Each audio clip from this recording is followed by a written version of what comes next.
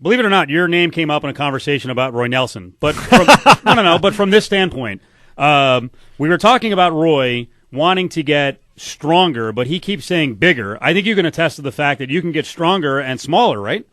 Absolutely. Yeah, that's the game plan. Well, at least keep that strength and be more explosive and faster and just a better overall athlete. Shane, this is Kevin. I'm glad to have you on the show. And one of the things I guess I wanted to get is when you signed in the UFC, I was so excited because you signed at the same time as Cain Velasquez did. And you remember I told you, I said the one fight I wanted to see more than any was Cain Velasquez against Shane Carwin. We haven't gotten that one yet, although we came close. But I think, I'm even starting to think more that a better fight is Junior Dos Santos against Shane Carwin. I think it's a phenomenal stand-up fight. But let me ask you this. Do you feel like you're going to be able to stand toe-to-toe with this guy, or will wrestling be the way to go since you seem to have a big edge in wrestling? I'm going to stand toe-to-toe. That's, the type of fighter I am, and let's face it, that's what got both of us where we're at. So, I like, my power, and I think I have a great chin, and, I like to stand and bang, and that's what I'm passionate about. Shane Carwin's with us. When was the last time you were rocked in a fight? Was it the Gonzaga fight? Yeah, it would have been, against Gonzaga, and, I think he wound up twice on me, so, and, Gonzaga's a powerful puncher.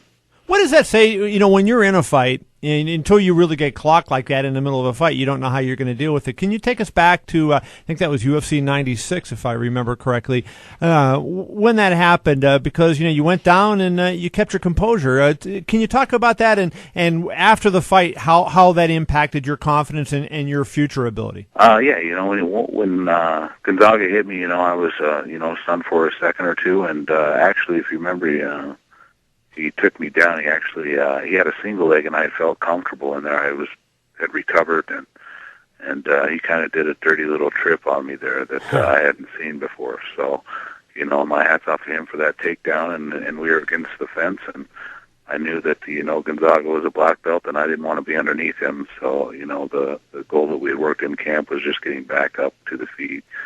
If Gonzaga was able to take me down, and once we got back up, it was just swinging away again. And I've changed as a fighter since then. I think things have come a long ways, and they do every fight. So you just have to continually try to improve yourself so the pack doesn't get you. Shane, last week we had your buddy Brendan Schaub on the show, and we asked him about your fight with Dos Santos and the change and how that change from Olaf to Dos Santos might have affected you. And he basically said when you were preparing for Olaf that you were just kind of getting ready for a fight, not specifically doing anything for Olaf, and now you come to this fight and obviously heavy on Dos Santos. Can you tell us how the adjustment was? Did you have enough time to make the switch, and does it throw things off when you're in the middle of the camp and all of a sudden you're changing opponents? It was just, I was excited for the opportunity, and, I think the practices stayed the same, just some of the strategies probably changed, You can only get in so many practices, in the day, and, at that point in the camp, you're trying to really pressure cardio and be prepared to go, the full 15 minutes, so, I think all the practices and stuff stayed the same, just kind of the strategy changed. Back to the beginning of the conversation. We're talking to Shane Carwin. It's Steve Cofield, Kevin Iole here on ESPN Radio 1100, 98.9 FM, the MMA Insiders. We do the show every week, Friday nights from 6 to 7 on that whole stronger getting smaller thing. Is there a mental block? Is there a mental hurdle as a huge dude who's always walked around at, somewhere between 275 and whatever, over 300 pounds, to convince yourself that, hey, I can get smaller and still be strong? I don't know if you guys remember, but when I first entered the UFC, when I fought Christian Wallish, I fought him at 252. So, I thought I fought well at that weight. Being a heavyweight, you can vary in weight just like these lighter weights. So, I think my ideal range is between 255 and 260, and it's something that you're always trying to tweak and find out. Fighting Brock, when I came in, over and had to cut for that fight, I thought I felt good. But, obviously I think we have some things that we had to work on after the outcome of that fight and what had happened. So, like I said, after every fight, you try to take and gather things that you can learn from that fight and make yourself better. See, I like what's happening because I think there was a little trend there for a while where fans and some of the fighters were like, I have to weigh 265, otherwise I can't compete, and the 230s can't compete. The smaller, 235, 240, 245, it's about technique and skill, right? It's not just pure size. Oh yeah, obviously, there's technique and a lot of skill involved, and just being bigger and trying to carry around that much weight, that's that much more oxygen that you have to feed the body. So, being smaller and faster and more athletic, there's a fine balance, and for everybody it might be a little bit different, on their weight and where they like to be. That's just as a heavyweight, you have to find, where that balance is for you. I'm guessing, Kevin, that Shane's diet does not resemble what we eat anymore. He may have been doing the. It sounds like it's got a lot. Wait, healthier, let's ask him. Yeah. Okay, Shane.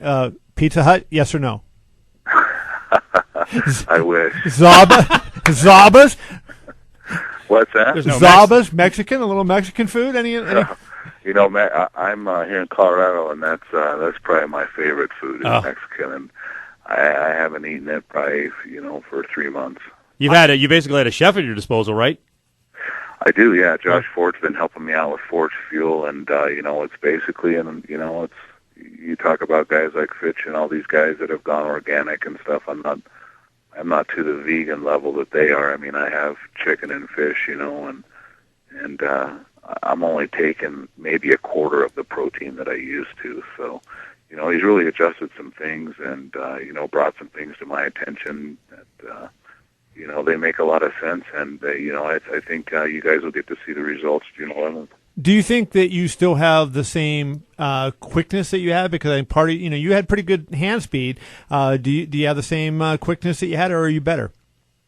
I think I'm better. I think I'm going to be faster, and it's kind of hard to tell when you're in these training camps because you get beat down so much by the coaches and all the cardio and all the practices. It's that week of the fight when your body finally gets to rejuvenate itself, and you're like, wow, this is what it feels like to be, feel great. So, I think, this is going to be a great thing, and I'm excited to get out there and just be able to compete again. This is it's been a long haul.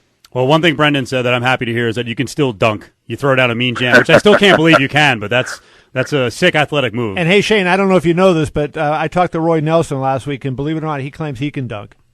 He says he can dunk. So if you guys don't fight, we can have a dunk contest on that one. Yeah. You want to see? Well, we have to see the real video. Do I have a second to tell him? I talked to a Las Vegas police officer who played basketball with Roy when he was in high school, and he said, I never saw Roy dunk. He said Roy went up. He says, I saw him miss a dunk, but he missed in a way that it told me he could dunk. Maybe back then. I don't know about now. That was a tennis ball at 18 years old in gym class. Right? There you go. There you go. Well, I guess a tennis ball might count for some people. Right. All right, Shane. Hey, looking forward to the fight next week. We appreciate a couple minutes tonight. Yeah, thanks, guys.